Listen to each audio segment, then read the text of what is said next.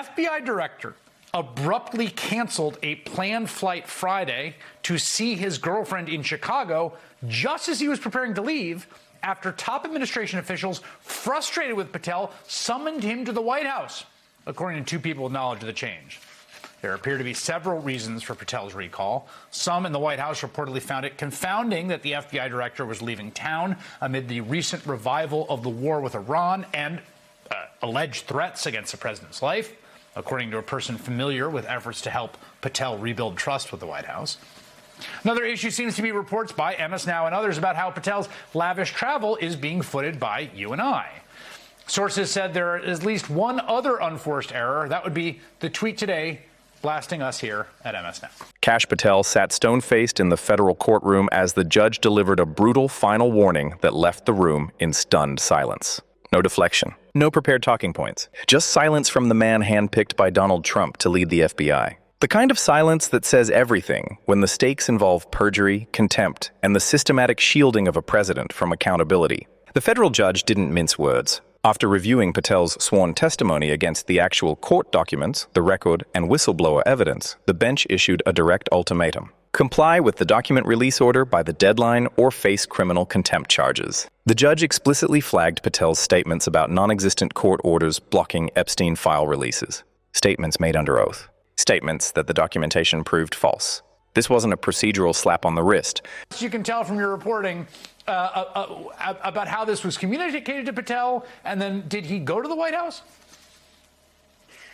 He did. In fact, according to our reporting and our sources, he was basically commandeered back to the White House with plans to spend all of the day there. You know, Chris, when we first started this reporting, we were looking at, confirming, corroborating reports that he was scheduled to go to Chicago to visit his girlfriend. It's become a familiar pattern that he takes his jet to go see his girlfriend perform at various events. And this time it was at a country music street festival in Chicago, which is hosted in the parking lot of a large Chicago stadium. He was going to go to that event. He had, according to sources, scheduled a field office visit in Chicago, which FBI agents found really insulting. They felt like that was just a cover for him to be able to go see his girlfriend without any, annoying questions from reporters. That's how we started our day of reporting. But then we learned from our sources that on the tarmac this morning, Kash Patel was in a panic. He had to cancel the trip. He had to get to the White House stat because he was being ordered to come back basically to the principal's office to answer some questions and do some work. And there were a number of reasons.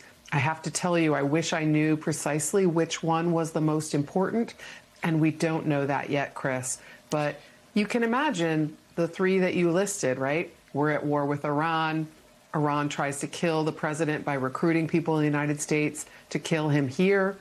Number two, he tweeted a very strange thing at MS Now about calling one of our columnists a dumbass and bragging about a jet ski that was gold-plated. And then third, the reason is that we've heard is that, one of Trump's most important and reliable allies in the Senate, Republican Judiciary Committee Chairman Chuck Grassley, is now frustrated with Patel and trying to get answers to questions about the expenses of his travel to Milan, why he purchased BMWs that were armor-plated so that he can more discreetly get around town. These are some of the reasons that have been cited to us about why the White House is kind of up to here with Patel and wanted him back at headquarters. I just have to mention the irony here, which is that the White House loves to talk about fake news and all this stuff, but they actually know the reporting is solid and good and also respond to the reporting. You don't have to say that. I'm going to say that. But just to be clear here, right? I just want to note, just to fill out the details here, Alexis Wilkins is his girlfriend's name. She'll be performing at the Windy City Smokeout in Chicago, Illinois, in the parking lot of the United Center. I have to say, a musical festival outdoors in Chicago in the summer is basically as good as it gets. You could hardly blame a guy for wanting to go. And I also got to say, all other things considered, he does seem to be a good boyfriend.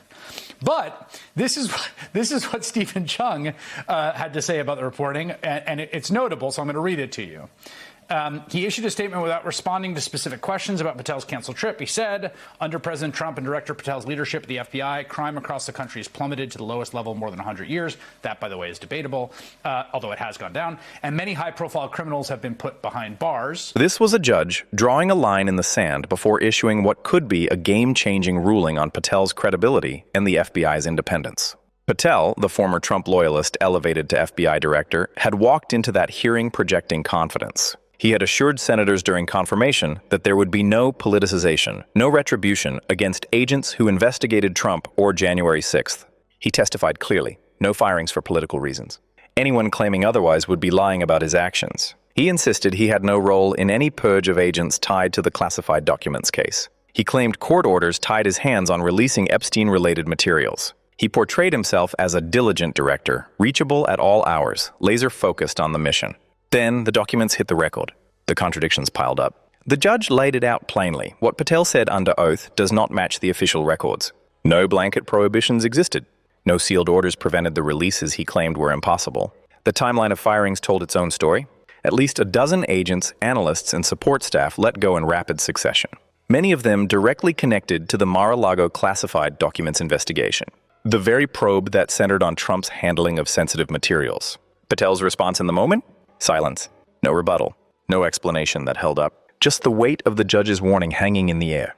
This hearing wasn't happening in a vacuum. It connects straight to the pressure campaign surrounding the Epstein files. Trump and his allies had fought hard to keep those documents under wraps, but a petition in the House forced a vote and secured the necessary signatures. Now Patel, as FBI director, sits at the of efforts to slow walk or block full transparency. His testimony crumbled under scrutiny because the judge had the receipts. Court orders that Patel referenced simply didn't say what he claimed. Legal barriers that didn't exist.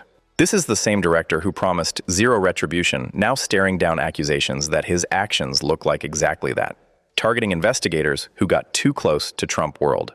Let's break down exactly why this warning lands like a hammer. Patel told Senator Coons there would be no politicization at the FBI. He told Senator Blumenthal that employees would be protected from political retribution. Under oath, he denied playing any role in firing agents for their work on Trump-related cases. He dismissed whistleblower accounts as baseless. Yet, multiple sources, including communications cited in the hearing, point to direct involvement. Senator Dick Durbin confronted him with evidence of coordination. Oh, that's true. They reserved that for X, where they come after us for some of our reporting. Chris, we feel very solid about this, and for lots of reasons, some of which you've alluded to. I want to say hats off to the MS Now team that jumped into this breach when we began this morning, thinking we had one story, and then we had a very different one, and then we had, really moving target in terms of a potentially really huge story. The White House angry at Patel, and it's not the first time. A trip canceled on the tarmac, a big deal. Yeah. But I really value the colleagues on this byline: Jackie Alamany, Jake Traylor, Ken Delanian, Vaughn Hilliard. I mean, none of this would be possible without them, and thanks to all of them. Let me just reiterate one more thing, because you said it at the top, but I just want to come back to it, because just when you think about it, you've got this reporting. He obviously is under scrutiny for these trips.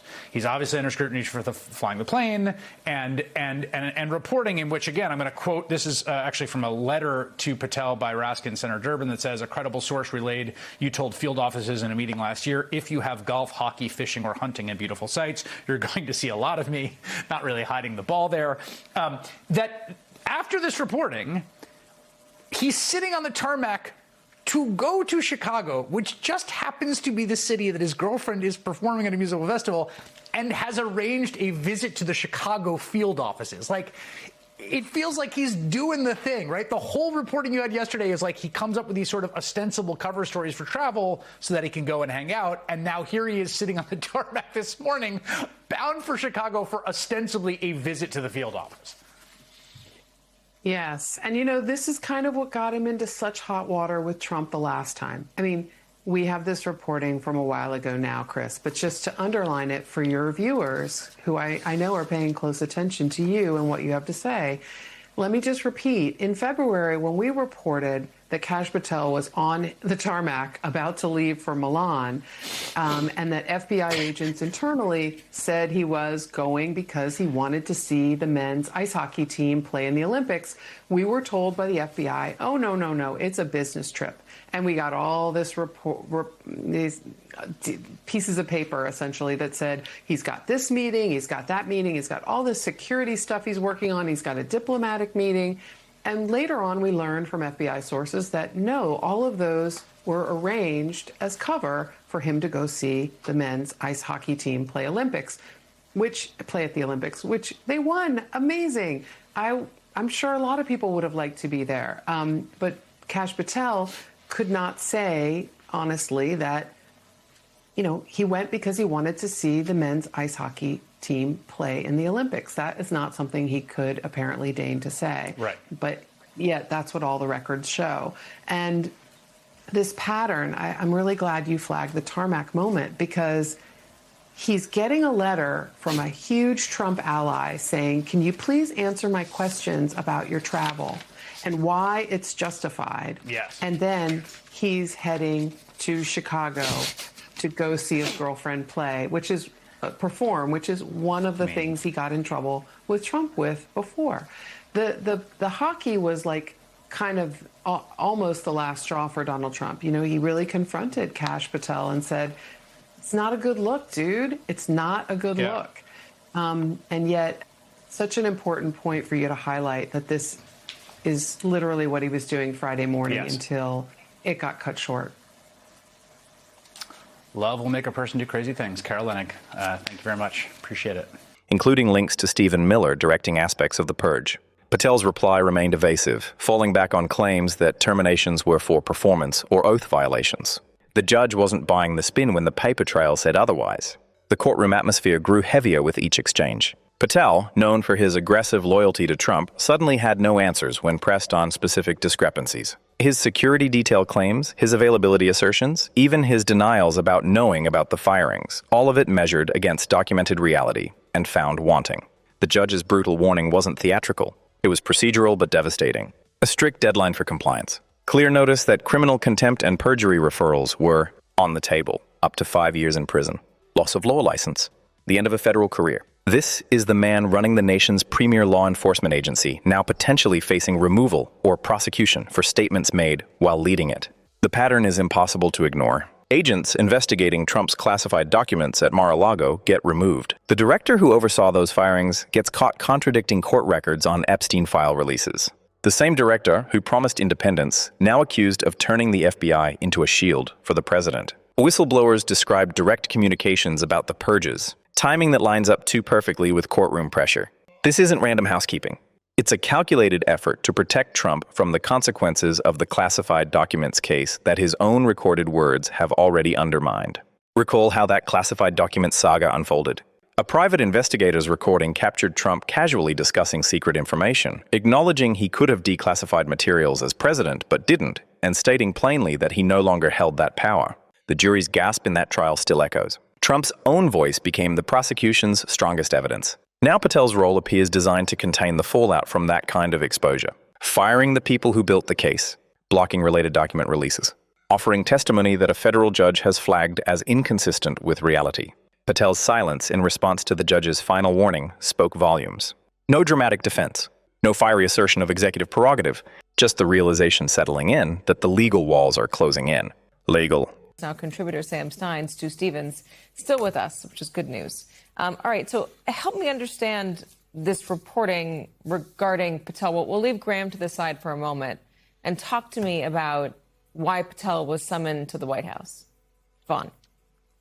There's multiple reasons, and our understanding from our reporting is that there is growing frustration with the FBI director on a multitude of fronts, and that there have been, we're told, past interventions by folks close to Patel to try to get him to correct course with this White House. He has drawn intense scrutiny over the perceived lavish spending of not only the FBI and the transportation, but also for example, jet ski excursions when he is out on official business. And on Friday, we were told that he was actually set to go out on an official trip to Chicago, where his girlfriend happened to be performing later on that evening. And that on Friday, that trip was promptly canceled, and instead, Kash Patel made his way back to the White House amid this level of scrutiny.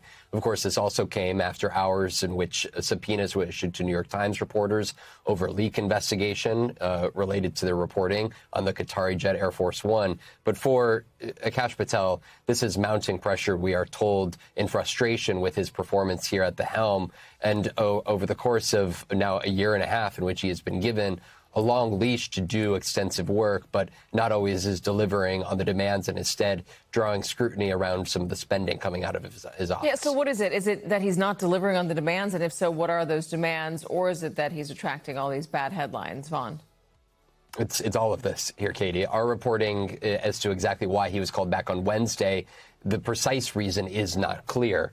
But what we do know is that he has drawn a great frustration within the White House, and that to a great extent he is in trouble with his current position. Now, of course, we have heard that he has drawn the ire of the White House and that his job prospects in the future were on the line, but he has continued to stick around here. And so I think that is where, when you're looking at Kash Patel here moving forward, you know, we were told by somebody close to the White House who had been really watching this all unfold, questioning why that there were conversations among folks at the White House and in Trump's orbit about why Kash Patel was going to be going to Chicago on whether it be official business or to see his girlfriend perform in concert, at the same time that there was reporting that the president had new intelligence to suggest that Iran had new threats on his life. And at the same time that Iran was in the middle of war, and it was suggested to us, why was Kash Patel not sitting at the White House ready to go inside of the Situation Room? Why was he continuing to put these and prioritize these types of trips, even if they are for formal business, as the FBI suggests is the foremost concern of his? Why, under these circumstances, is he continuing to move forward at such a time like this of national security why might Kash implications? Patel, Sam, why might he feel that he can do all these things, that he doesn't need to be tethered to the White House, that he can use the FBI jet and go see his girlfriend perform concerts? Why would he feel that sort of freedom? I feel like that's a rhetorical question. The answer, obviously, is that because he reports to one person who wants him there, and that's Donald Trump. And Kash Patel is an ally. He'll do what Donald Trump asks him to do. The FBI has launched, obviously, politically motivated investigations.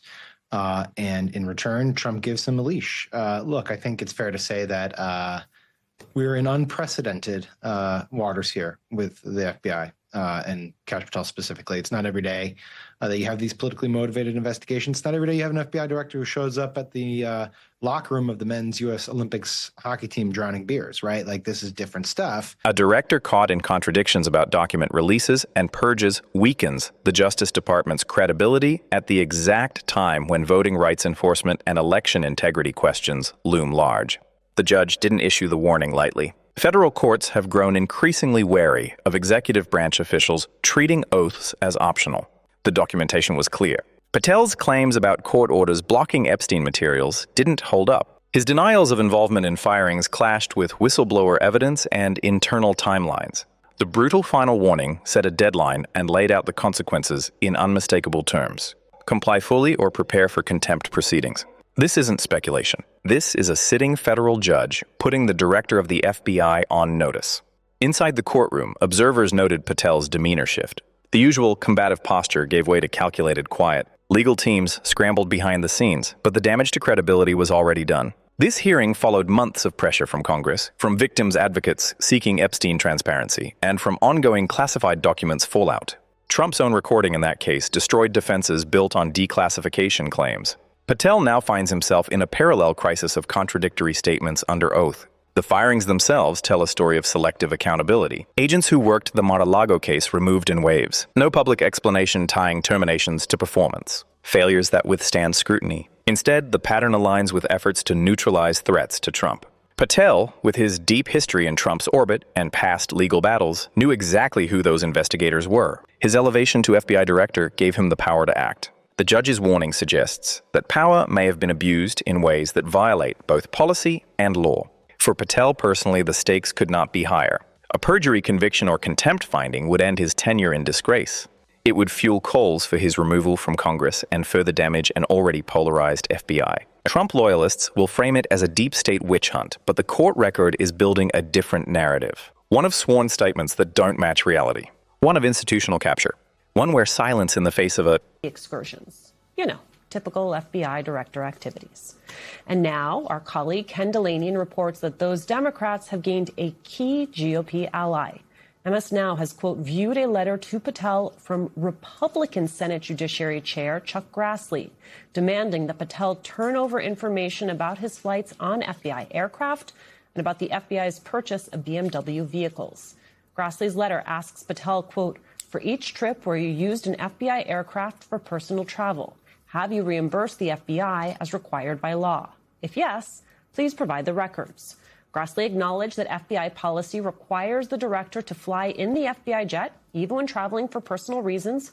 But he said Congress deserves an accounting of the director's use of FBI aircraft to conduct an independent and objective review. The senator also, quote, asked the director in the letter to please explain why you decided to purchase BMW vehicles instead of Chevy Suburbans. MS Now reported back in December that Patel broke with long-standing precedent by directing the FBI to purchase BMW cars for his use. Patel's spokesperson at the time said the move saved the government money, but the receipts have yet to be provided. Grassley joins the likes of Congressman Jamie Raskin and Senator Dick Durbin, the top Democrats on the Judiciary Committees, who wrote their own letter to Patel this week, stating that they, quote, appreciate Chairman Grassley raising these concerns.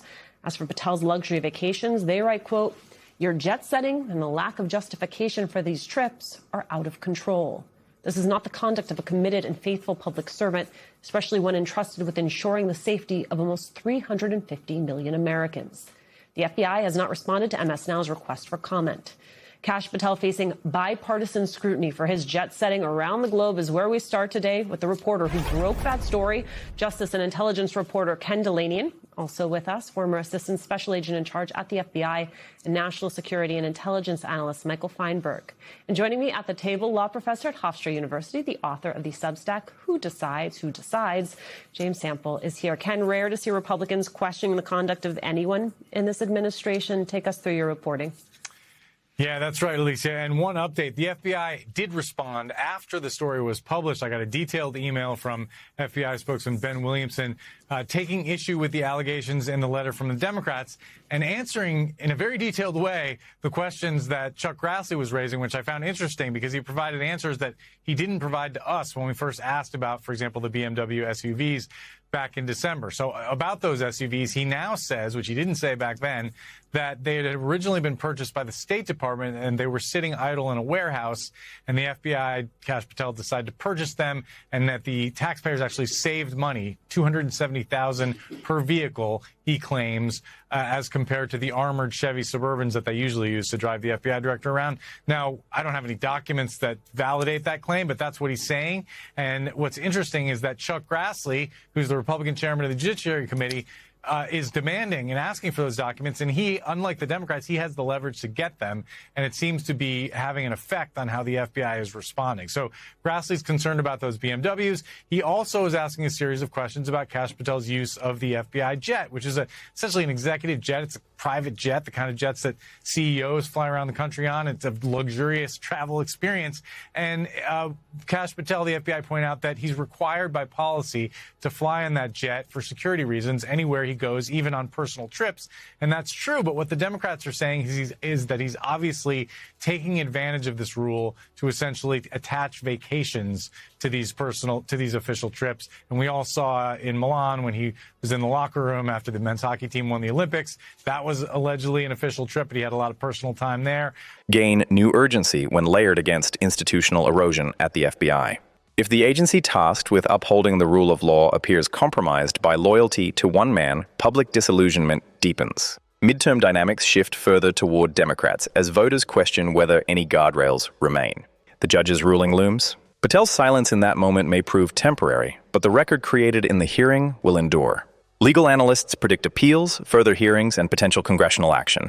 Impeachment talk has already surfaced among Democrats. Even some institutionalists within Republican circles express private concern about the precedent of an FBI director facing perjury scrutiny this directly. This isn't just about one hearing or one director. It's about whether the Justice Department can function independently when the president it serves views investigations as personal attacks. Patel's elevation was meant to deliver loyalty. The judge's brutal warning suggests that loyalty has collided with the law. The silence that followed wasn't weakness alone. It was the sound of a strategy hitting its limits. Further details from the hearing paint an even sharper picture. Patel faced pointed questions about his availability and leadership style. Claims of constant accessibility clashed with reports of difficulty reaching him during critical periods. His personal conduct came under fire, including past taxpayer-funded trips and expenses that senators highlighted to undermine his credibility. The judge focused primarily on the substantive contradictions regarding court orders and firings, but the cumulative effect eroded Patel's standing. Whistleblowers provided key backing for Durbin's accusations. Direct communications showing Patel's awareness of the purges. Coordination that went beyond what he admitted under oath. The timeline, firings accelerating right as courtroom pressure mounted on document releases. Agents removed who possessed institutional knowledge of the classified documents probe. The strategy appears aimed at disrupting continuity and institutional memory. In the classified documents case itself, Trump's recorded words remain devastating. But when I say that you are the least qualified FBI director in the history of the FBI, that is real, because you are the only one that never even served with the FBI prior to joining, yet we are supposed to believe that you are the greatest thing since sliced bread. I didn't ask you a question. Now, what I want to go through is to talk about why you are a failure and why, honestly, we just need to tell you bye-bye. I know that you got a little upset and you put on your show for your boss because it seems like you're trying to save your job when it came to talking to Senator Booker yesterday. But let's go through some of your failures. So before you were even confirmed, and I think one of my colleague from Georgia, pointed out that you were already targeting career officials so that you could direct illegal firings. Mind you, these cases that you were so upset about, which are the ones tied to Trump, the cases came through his handpicked FBI director. And frankly, when people sit around and say things like, oh, you know, we're happy because now we feel safe, I don't know who feels safe in this country except for the white supremacists, because I specifically as a black woman definitely don't feel safe. And frankly, my colleagues have been real nice to you today, and I applaud them, but I don't have the same demeanor because I know that multiple colleagues on this side of the aisle have faced death threats. In fact, somebody tried to kill one of my colleagues, and frankly, I don't know if this FBI or under your leadership, if those people would have been caught. I don't have any confidence in you. And if we start talking about the reasons that I lack confidence, we could start with you not just wanting to acknowledge some simple facts. Simple facts like the vast majority of the threats are coming from right-wing extremism. And I know my colleagues have tried to stress this, but I decided that I would maybe do it in a different way. Number one, I have a couple of UCs. Kim Buck, one of multiple Republicans receiving death threats for voting against Jim Jordan as House Speaker. Without objection. Another one, Republican lawmaker says she received death threats after voting against Jim Jordan in Speaker's race. Without objection. In addition, there was another one from another colleague who now is leaving Congress because they said that they were calling his wife anonymously and threatening her life to the extent that she ended up sleeping with a firearm. Without objection. Okay, so here's the deal. How are we supposed to have confidence when you're sitting up here telling the Senate yesterday that it will take you 14 years before you can get the FBI fully staffed to do their jobs. You're also now redirecting resources so that they can go and play ICE agents on the streets. You're getting rid of your most qualified people. And even when it came down to somebody that you consider to be a friend, you were posted up having some fancy dinner to the extent that you posted not only once erroneously, you posted twice erroneously as it relates to catching somebody. And then you want to go and say, let me take a victory lap. Because honestly, if it wasn't for parents deciding that they were going to turn in their child, it seems like y'all wouldn't have got there, even though he literally confessed online. So I'm confused about what it is that the FBI is doing, except for trying to put on a show for The Apprentice or whatever you want to. Secret information, acknowledging the limits of his declassification power post-presidency. The casual manner in which he treated national security materials. That recording shifted the trial dynamic irreversibly. Patel's actions at the FBI, now read as an extension of the same defensive playbook. Contain the damage. Remove the investigators. Obfuscate unrelated files. The judge's final warning carried the full weight of judicial authority. A deadline. Clear consequences. Referral pathways for criminal charges. Patel's team will likely file motions, seek stays, argue interpretations. But the core issue remains sworn testimony that the evidence contradicts. In federal court, that carries heavy consequences regardless of political affiliation. Public reaction has been swift. Legal commentators across outlets describe this as a significant blow to the administration's efforts to control narratives around Trump investigations. Victims groups renewed calls for full Epstein file releases. Congressional Democrats prepare for oversight hearings. Even some moderates expressed discomfort with the appearance of politicized justice at the highest levels. Patel's background makes the fall particularly notable. A figure who rose through loyalty and combativeness, now facing the institutional constraints he once criticized. His silence in the courtroom may have been tactical, buying time for legal maneuvering. But in the court of public opinion and the record of the case, it registered as admission through absence of rebuttal. This episode feeds into larger questions about executive power and checks. The same administration pushing expansive authority in immigration, tariffs, and deportations now sees its FBI director checked by a federal judge. The Roberts Court has reshaped Voting Rights Act enforcement, but judicial independence assertions remain. The warning to Patel reinforces that even loyalist appointees operate within legal boundaries. For the 2026 midterms, the optics compound Republican challenges. Surprise losses in Mississippi highlighted the power of court-ordered districts and mobilized voters. Ohio stories of voter remorse over economic outcomes and institutional concerns add fuel. Patel's troubles provide Democrats another example of overreach and accountability failures. Kitchen table issues meet threats to democratic norms. The judge didn't issue this warning in isolation. Listen. Chris Wray doesn't need a government-funded G5 jet to go to vacation. Maybe we ground that plane. $15,000 every time it takes off.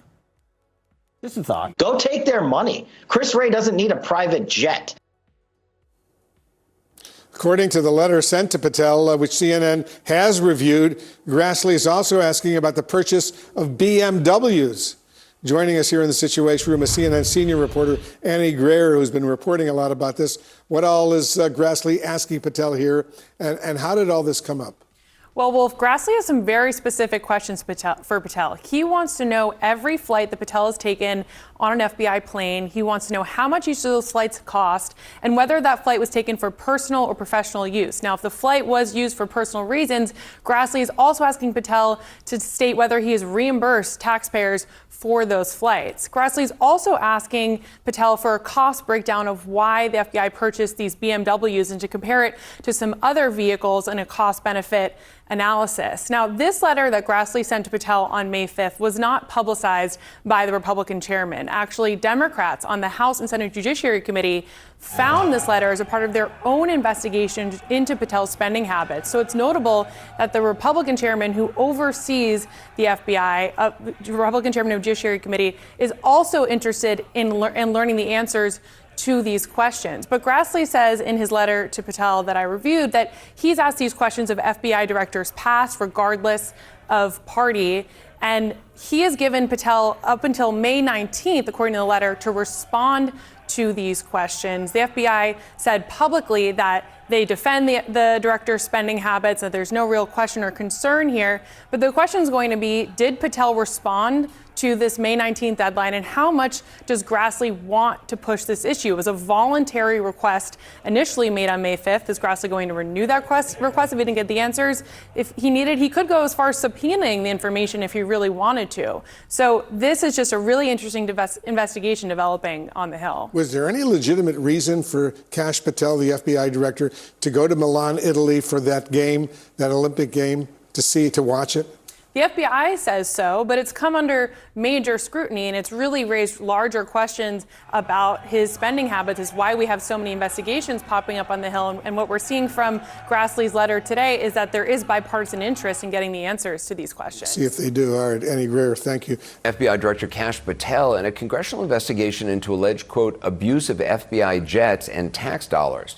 The investigation was launched today by the ranking members of both the Senate and House Judiciary Committees, Senator Dick Durbin and Congressman Jamie Raskin, who joins us in a moment. Quoting now from the announcement of the congressional probe into, quote, Director Kash Patel's misuse of taxpayer-funded resources, which was launched in part after, quote, receiving new details from sources about Patel's excessive travel, luxury expenditures, and personal activities.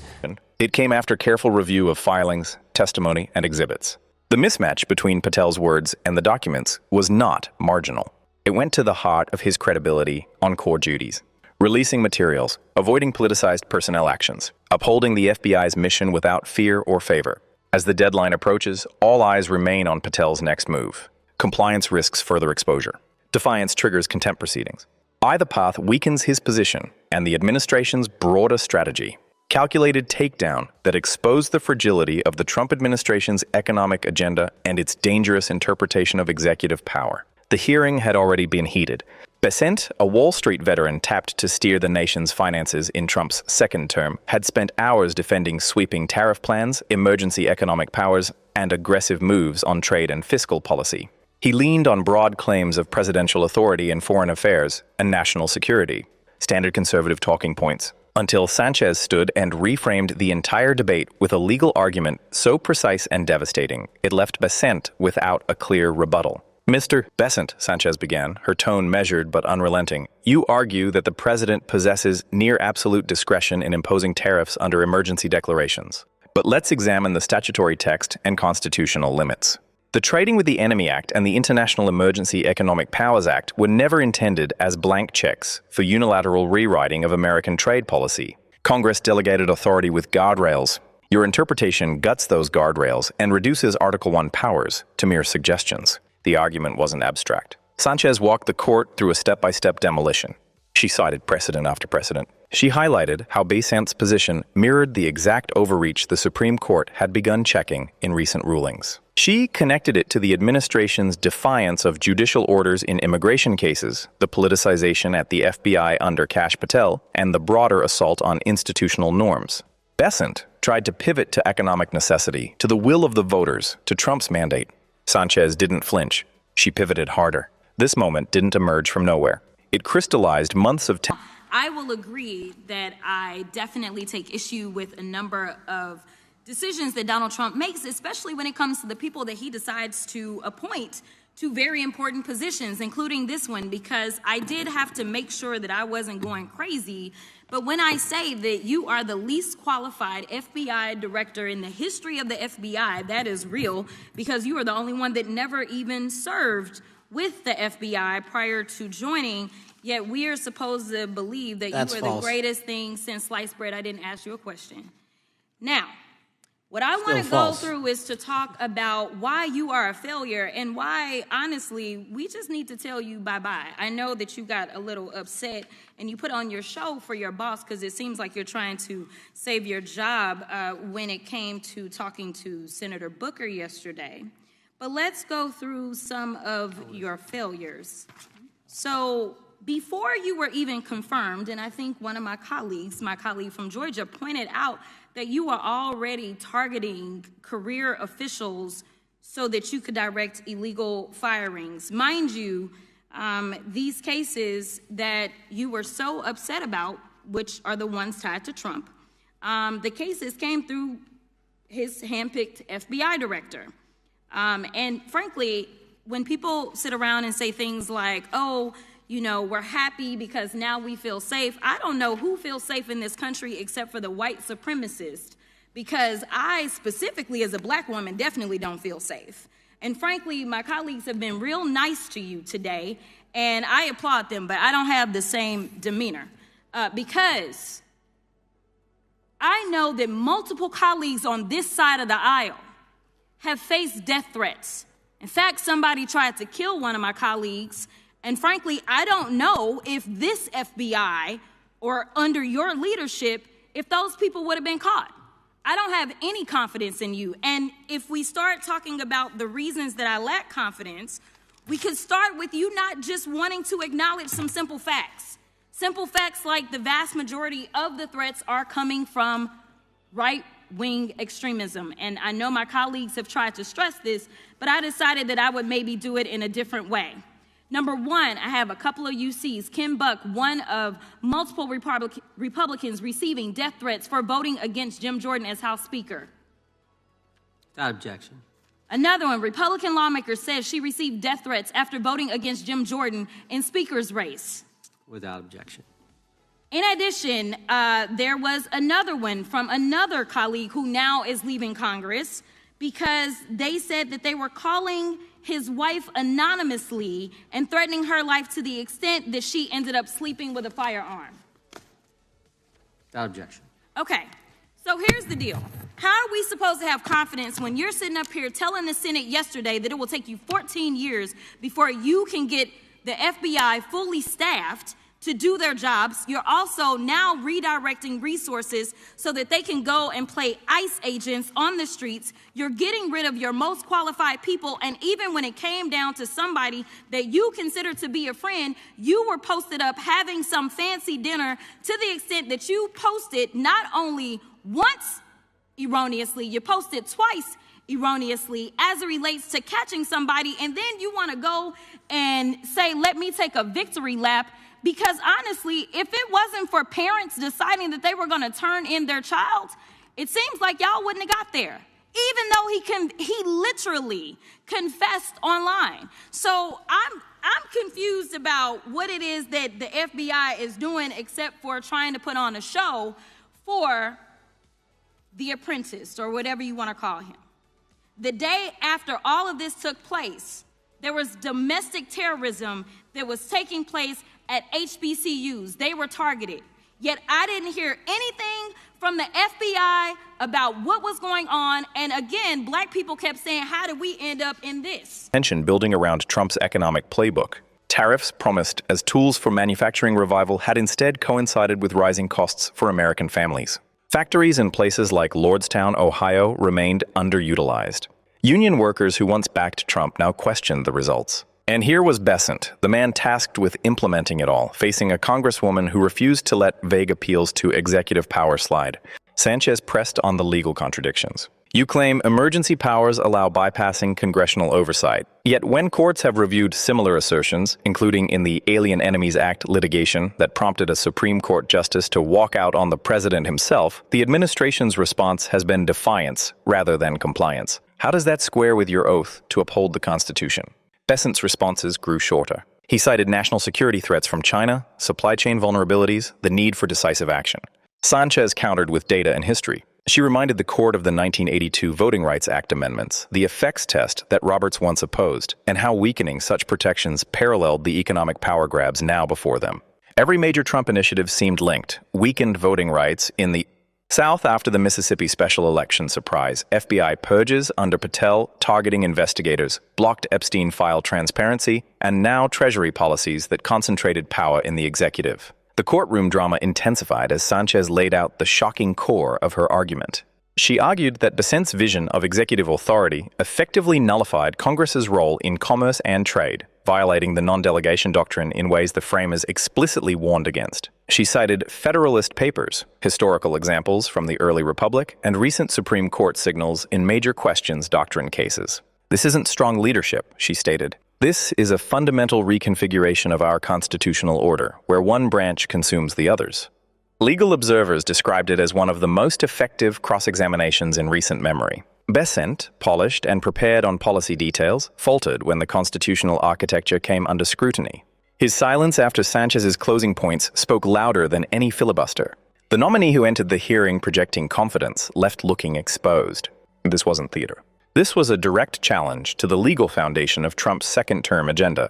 The implications ripple far beyond this single hearing. Democrats see it as momentum building toward the 2026 midterms. The surprise Democratic wins in Mississippi's court-ordered majority Black Senate district demonstrated what happens when federal protections hold. Teresa Gillespie Isam's historic victory, flipping the seat with 63% of the vote, showed voters responding to perceived overreach.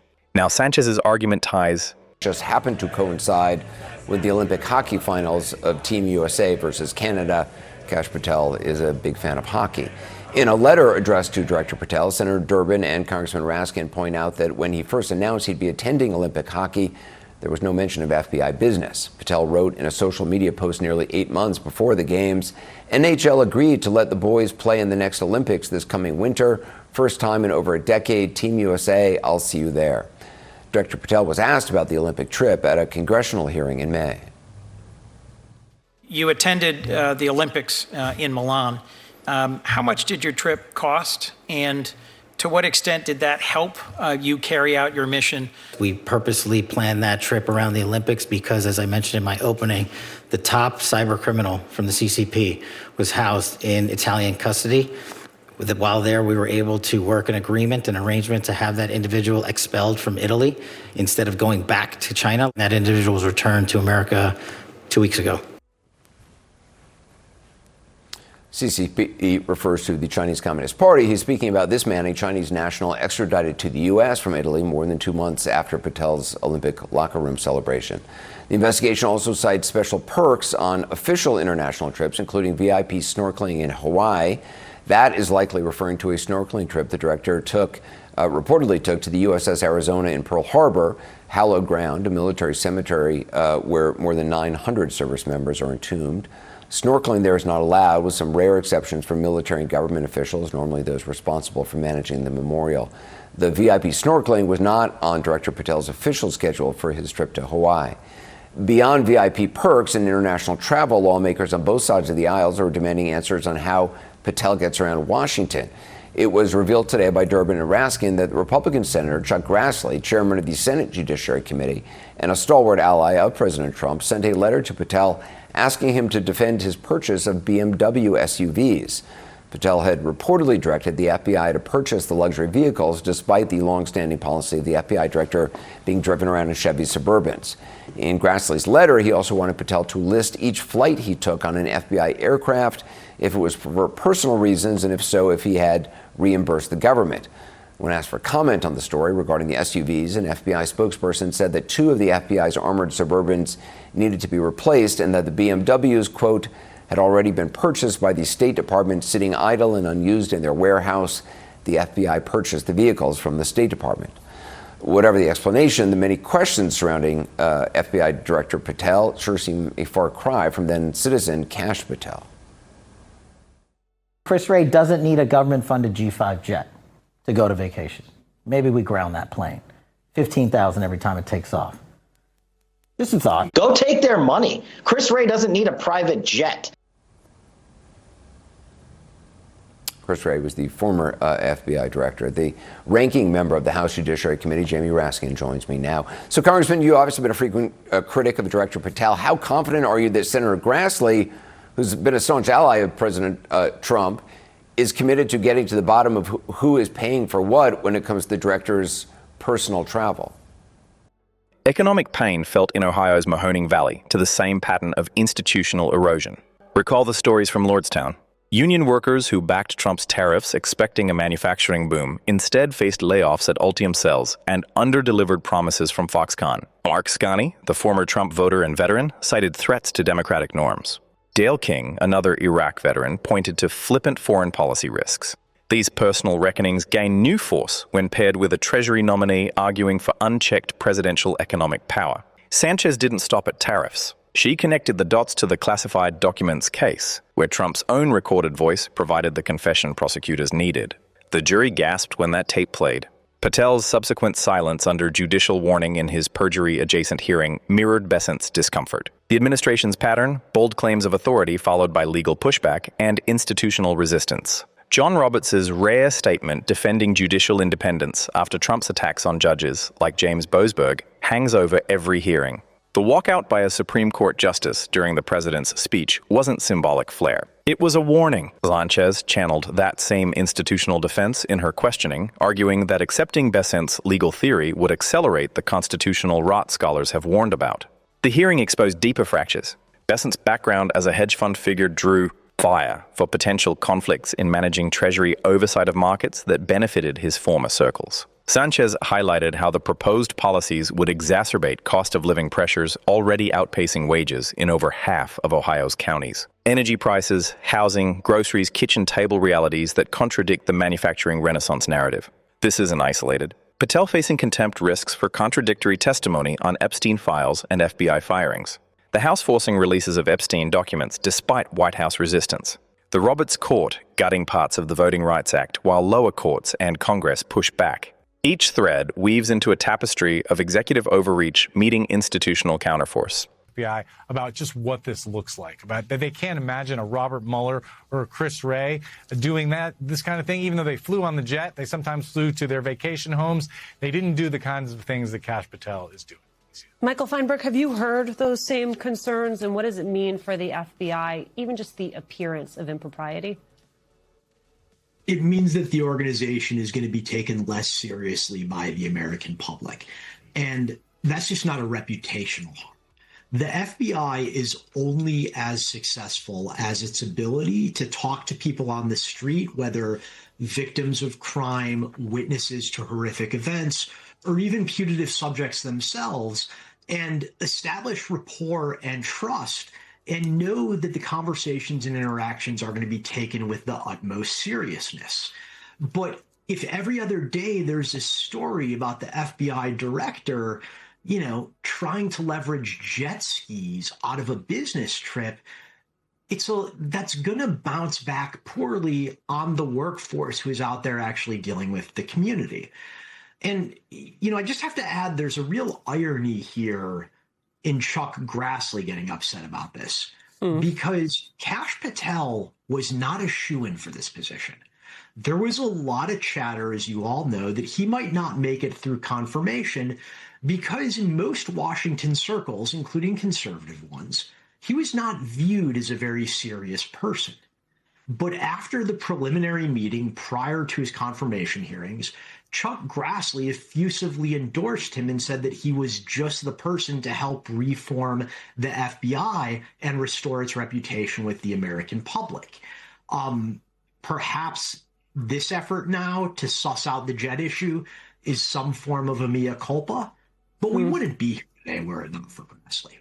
Well, Ken, Senator Grassley said back in April of Patel, I've never had an FBI director cooperate with me as much as Kash Patel has cooperated with me on my request for information, my request for documents. You made the point to me earlier, Ken, and I think it's a good one. This was not a letter that Chuck Grassley intended to make public. He was trying to thread the needle of maintaining his relationship with Patel, perhaps in the interest of actually extracting the information that has apparently now been shared with you.